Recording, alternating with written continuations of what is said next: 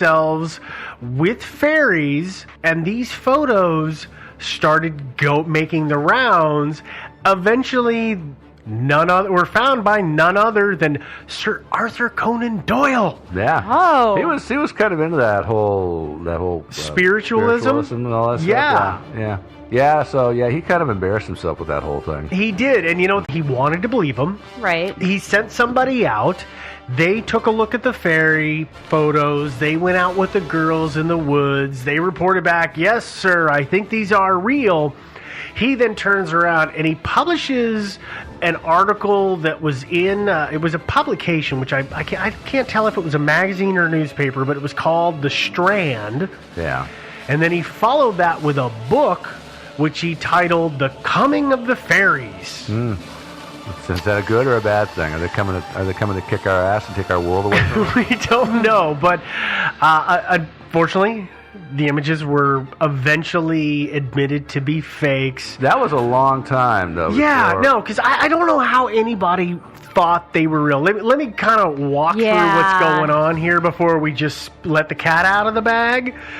So they were paper cutouts from a book called The Princess Mary's Gift Book.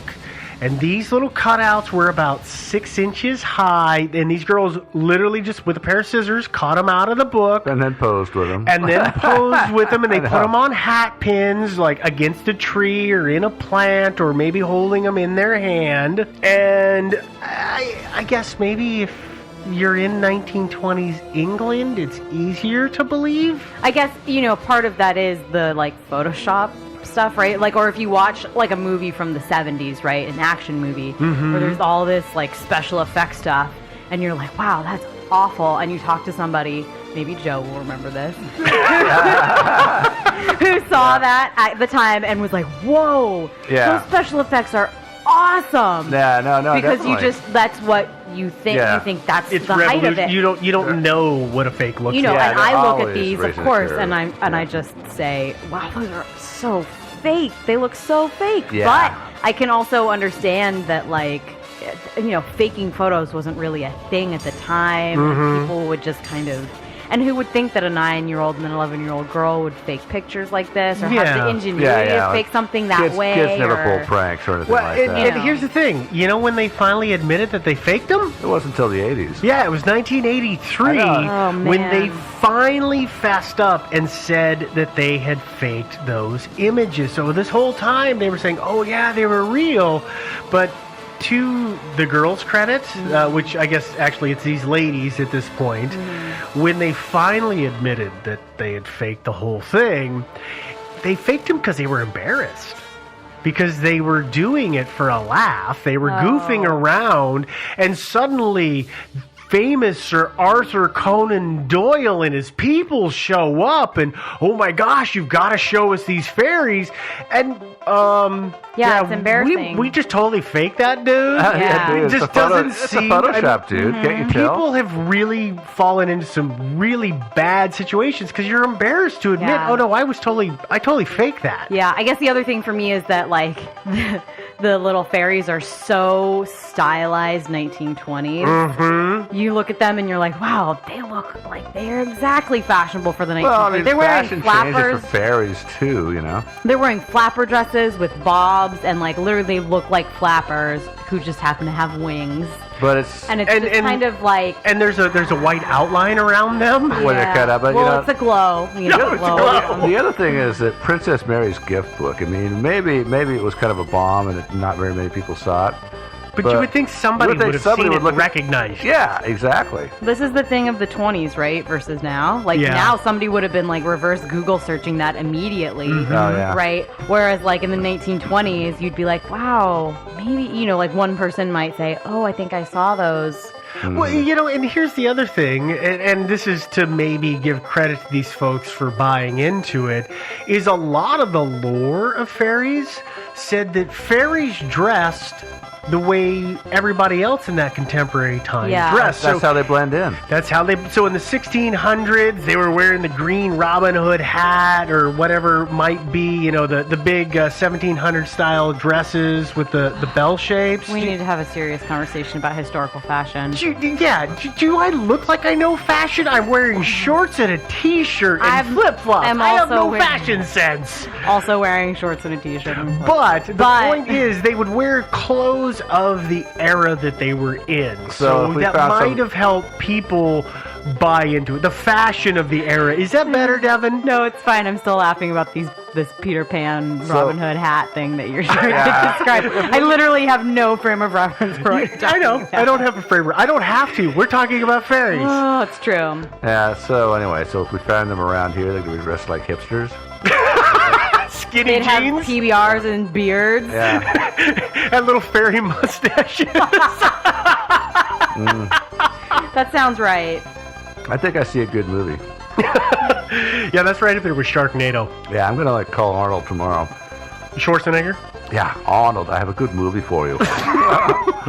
I've scrolled it on the back of a napkin. You flesh it out and send me $1 million. Yeah. Okay. Here's the other fake that I want to bring up. And this one's actually pretty modern, and it's pretty bad. Did either of you look at the images of this particular fake? This fake is from Guadalajara in 2011. Yes. Okay. Yes. Yeah. Sorry. Yes. It's okay. So here's the story. This is a blatant fake, ladies and gentlemen. So I'm just going to preface it right off the bat. Yeah, it's pretty bad. But it's a bricklayer who claims that he was out picking fruit one day and he found a fairy. And he caught it. And being a nice guy, what did he do?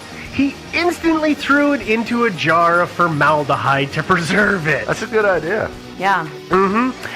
Yeah. No, that's questionable behavior, but we're going to leave that alone. But here's the whole thing. I mean, most of us, obviously don't go out to pick fruit carrying a jar of formaldehyde. I fact- don't normally have that with me, no. Even if I grabbed a fairy and took it home, I don't have any formaldehyde at home either. Yeah, okay. Yeah. So, but here's the thing. Anyway. There's a video, there's news footage of this, and they show the jar with the fairy in it. Uh-huh.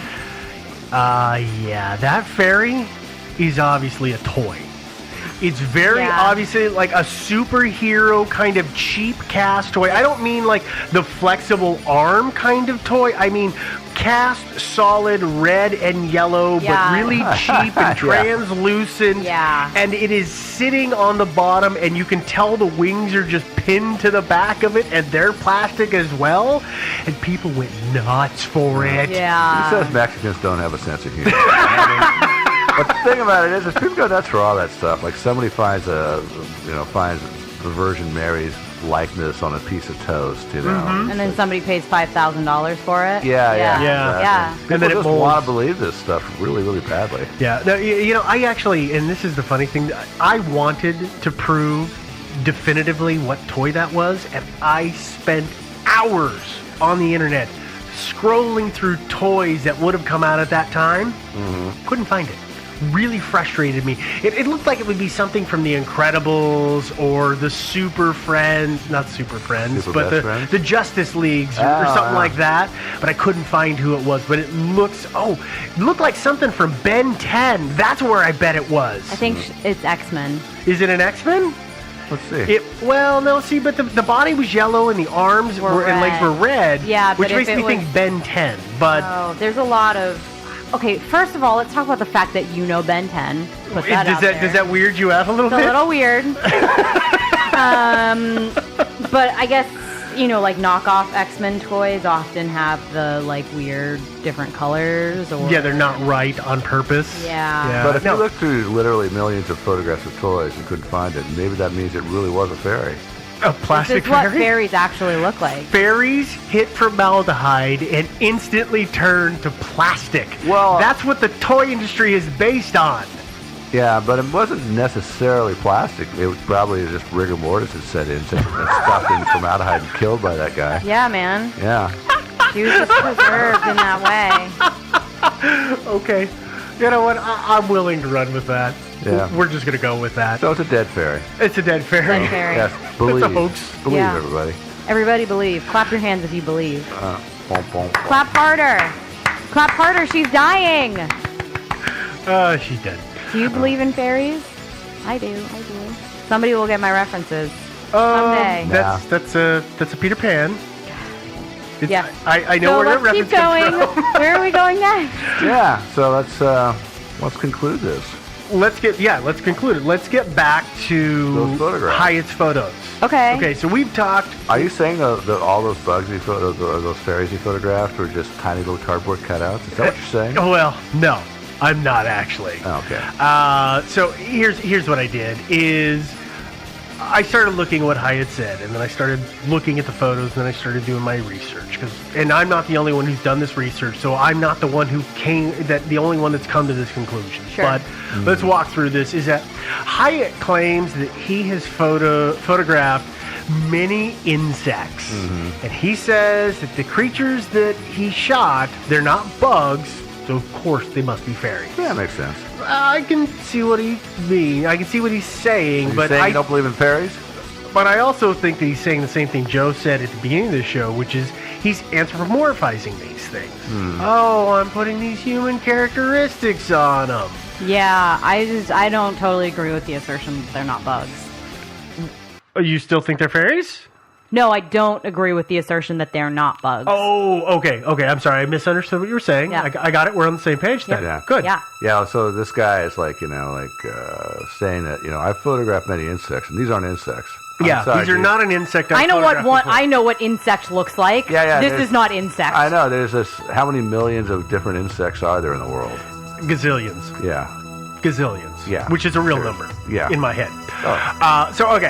If you take a look at the photos from Hyatt and you look at the arms and the legs of the fairies, as he calls them, and you look closely at them, you'll see where the wings join the body, and then you'll see those arms and legs are pointed away as if they're in motion, so they're at an angle away from the body. Yeah. All right. Well, if you look at flying insects, when they're in flight, They fly that way. they fly that way because they Yeah. don't have any tension in their legs. Yeah. So they just let the air current push them back, which from behind would make it kind of look like a little person. Counterpoint, fairies would probably do the same thing. Because they're lazy and they Well, don't want to 'cause- hold their arms up. Well, why? Aerodynamics. Yeah, why hold your arms up? Why not just go? I would hold them out to the side like I was an airplane at the same time. I do that when I'm on a bicycle all the time. I'm the king of the world. Yeah. I think you would just get tired after a while. You're putting a lot of physical exertion into All right. flapping your wings. I will buy that point. Okay. Now, here's the thing, though, and it looks specifically at mayflies. Do you know what a mayfly is? Yeah. They're little itty bitty guys that cluster up in swarms. And they kind of annoy the crap out of you. Yeah. Yeah. You're gonna start to see a lot of similarities with mayflies. They have a head and they have wings that are proportionally correct when you apply them to the creatures that are in the image. They also have what are known as, and I hope I'm saying this right, cerci, C-E-R-C-I. You may be right. I'm like kind of like It's a right. Greek word. It's an ancient Yeah. Greek word. But these are what are almost, the easy way to say it is they're two little antennae that come out of the back of their abdomen. So have either of you seen silverfish? Yeah. And they have those two little antennas that stick out the back. Silverfish are the worst. Yeah, but They're gross. that's what cerci are. That's Okay. their Speaking of antennas. silverfish. Did I ever tell you about the big silverfish that I killed years and years ago? No. I feel like this is a story for another time.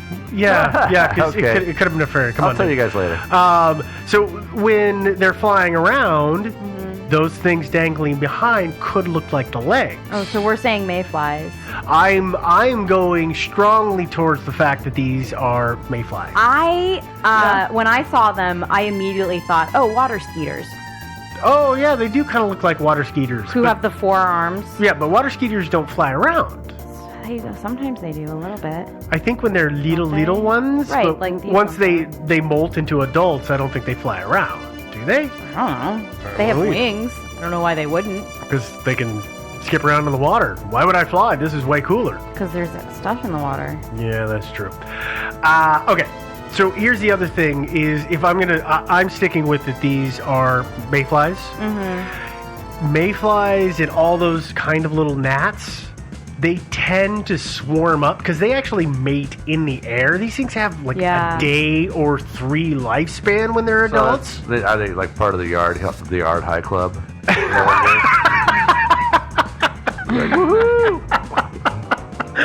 Wow, Joe. Yeah. Well done. Yes, they are part of the Yard High Club. And so that's when they're all swarming around. Like at night, you'll see them all, or in the evening, you'll see them all swarming around together in a big cloud in your yard. They're mating, and I think that's what he got a photo of. Is he got a swarm of mayflies bunched up, and he just happened to catch a picture of it when he zoomed in. Did he come across this photo when he was like reviewing at home? Is that the story behind this? He doesn't. I have not seen anywhere where he says exactly what he was photographing when he caught these images, nor have I seen anything that shows the full image. Yeah. We only get the cropped versions that show these little creatures. Okay. Well, maybe he was taking pictures of nearby flowers, and then he looked later a little closer at the little small part of the image. Sure. It could be, but personally, I assert that there are these clouds of midges or whatever they are that are flying around that we always see in our yard, which, by the way, I personally find hilarious at my house when those little clouds drift over to the chickens and the chickens go insane and are like picking them out of the cloud. But then again, maybe my chickens are just murdering fairies. Good eats for a chicken, you know. Chickens like insects, right? It explains the little screams that I hear. My dog goes after little bugs like that too, so... Could be. Could be. Here's my one other problem with these images. Yeah. Hyatt has labeled them the Rossendale fairies. Okay, remember we said they're the Cottingley fairies were the ones that were from the 1920s? Yeah. So it's almost as if it's a wink and a nod towards those original photos. Yeah. And he's only like 30 miles approximately away from where those 1920s photos were taken. So it could very easily be that they were just looking at the pictures like, hey, it looks like a fairy. That vaguely looks like a fairy. Hey, we could just like make a joke towards them. Could be. And call it good. We'll just keep an eye on the interwebs for the near future and see if he finally comes and fesses up that the whole thing was fake. Yeah. He might take 60 years again before he fesses up. Yeah, I knew they were bugs. Hopefully, nobody will come and write a story about his fairies. Hopefully no famous author who's a spiritualist will come, and Stephen King will not go to his property. Hopefully not. But that's what we have on the fairies. Personally, I don't know about you two, but I think the photos are bunk. I think they're fake. I don't know. Not necessarily fake in the sense that he photoshopped anything. I don't think they're fairies. Yeah, they're just insects. I think they're just insects. I would agree with that. I don't necessarily agree with you that fairies are not real, but I do agree that this picture definitely is bugs. Okay. No. Well, that's good. They sure look like bugs. All right. Well, and before we move away from the story, I did just want to throw out a big thanks to Mandy, one of our listeners. She helped us with some of the research on this, which was really great and it was really awesome. So thanks, Mandy. We appreciate all the help. Thanks, Mandy. And that having been said, with the end of the story, let's of course you can see the photos of the Rossendale fairies. Yeah. We'll have a photo of it on the website. Yeah. And we'll also have some of the links for the story, and we'll have the episode to listen to there. That website, as always, is going to be thinkingsidewayspodcast.com. If you forget to download an episode and you're on the go, you can always find us on Stitcher. So listen to it from any internet-connected mobile device. Really easy. Just stream it right there. We're on Facebook, so you can find us and friend us and join the group. We've been having a lot of fun stuff go up on Facebook, which is good. Yeah. Now, of course, if you don't want to stream the episode and you just want to download it for whenever you want it, you can go ahead and find us on iTunes. If you are on iTunes and you take the time to download the episode and you've got a chance, please leave a comment and a rating. We do appreciate that. And last but not least, we do have the email address. So if you have, you think I'm a liar, and you think fairies are real and you want to prove it, Yeah, if you or are you a are a fairy, fairy, yeah. go ahead and send us an email. That email address is thinkingsidewayspodcast@gmail.com. And since I said email, I guess we should talk about some emails. Yeah. Well, the first one I've got came in from Facebook, actually. And it's from Ash, who's from England. And he says, "Hi, guys." I'm going to put in, and girl. Just began listening to your podcast during my night shifts. What a fantastic show you guys do. Incredibly entertaining, and some cases I know of, and he says the Tom and Shrewd, to cases like The Bloop that I found completely enthralling. Love your murder mystery episodes. I'll be on the hunt for some cases for suggestions for your show. Keep up the awesome work. And this is Ash from England. Thanks, Ash. And by the way, you'll be happy to know that we plan lots more murder and mayhem in the future. Oh, I was just going to mention that, the two that he mentioned were my episodes. I know. He's got a sort of a bias. You are really popular. People like me. It's just me. I'm always like, maybe they'll like my episode. No, they like Joe. They like Devin. They like my episodes. They make references to me. It's because our episodes don't suck. That's why. It's just because you two are the cool kids. We are. We're not the excitable hipster. No. Oh. We're back to that? Yeah. Never gonna live that down. We've got another email that we picked out, and Joe, you're gonna read that one. Yeah. Okay, our next email is from Teresa, and I hope I'm pronouncing that correctly. If it's Teresa or something else, feel free to send us an email and we'll correct it. But anyway, she says this is a pretty funny email. You guys read it. Yeah. You Yep. not agree that it's funny email? Oh yeah, no, it's a We good like one. it. That's why we're reading it. 'Cause Yeah. we like it. So she says, no, I have 3 more episodes and I will be all caught up. How will I drown out my coworkers in inane conversations? I would rather listen to UVB 24/7. I found y'all researching UVB, obsessed, and feeling Tom and Shutter, Isdall Chicky, Step Back from That Ledge, My Dog, and my favorite creepies, the Lead Mask Homies.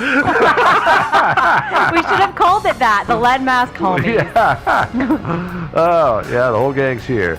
New to me, Boy in the Box, and Jane Doe wigged me out and are my favorites so far. Okay, she is literally, except for the Isdall chick And the dogs. and the dogs, only mentioned my stuff. I know. I'm winning at this podcast. Her Yeah. head is getting so big right now. Hey, by the way, Teresa, go back and give my episodes another listen. Anyway, send us another email. Okay, anyway. So, thank you and don't stop. I have a few ideas. And yeah. Okay, we're not gonna give away our ideas. Oh, and if you ever need a crazy guy that thinks JFK was an alien with proof of it, I know a guy. Signed TMI. I think we all know a guy. I think we all know a guy. Yeah, thanks. Also, I'll just mention, I have listened to UVB, obsessively every once in a while. It is great for drowning out inane conversations. Just listening to our Yeah. episode or just the UVB just tone? the tones. God. Your brain just kind of tones everything out. So, does somebody actually replicate it on the internet in real time? Or No, it's anything like that? recordings of it, right? No, it's actual, the actual feed. Oh, really? Mm-hmm. That'd be nice background music for a party. Yeah. Yeah. Doot, doot, doot, doot. Yeah. Yeah, this sounds awesome. Yeah. Brr. All right. Well, Anyway. anyway, thanks everybody for the emails. Oh, yeah, and thanks especially Teresa. It was a very funny email. We liked Yeah, it. that was a good one. Yeah. Well, we're going to go ahead and we're going to flitter out of here. So we will talk to you next week. Yep. Toodaloo, everybody. Bye, guys.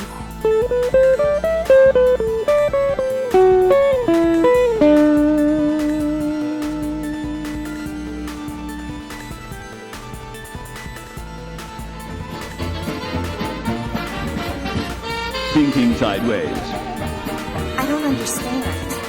Does not compute. You never know. Insufficient data to formulate a reply. Stories of things we simply don't know the answer to. Well, hey there, and welcome to the podcast. Thinking Sideways, the podcast. I, of course, am Steve, as always, joined by... Joe. And Devin. And once again, we have another mystery for you. This is an ancient mystery. It's a very ancient mystery. We're actually going to talk about a historical mystery this week, which is a little abnormal for us. We are going to talk about what happened to the 9th Roman Legion. You might see it called the Spanish 9th Legion or the Legio 9th Hispania. It goes by a bunch of names depending on which interpretation. But before we get into the story, I do want to say thank you to Jason on Facebook because he suggested this to us. Thanks, Jason. No, I was really, again, as always, love the listener suggestions. Yeah, me too. Freaking greatest thing ever. Yep. There's going to be some explanations of several things in a minute, but let me give you an overview of what we're going to talk about. Yeah.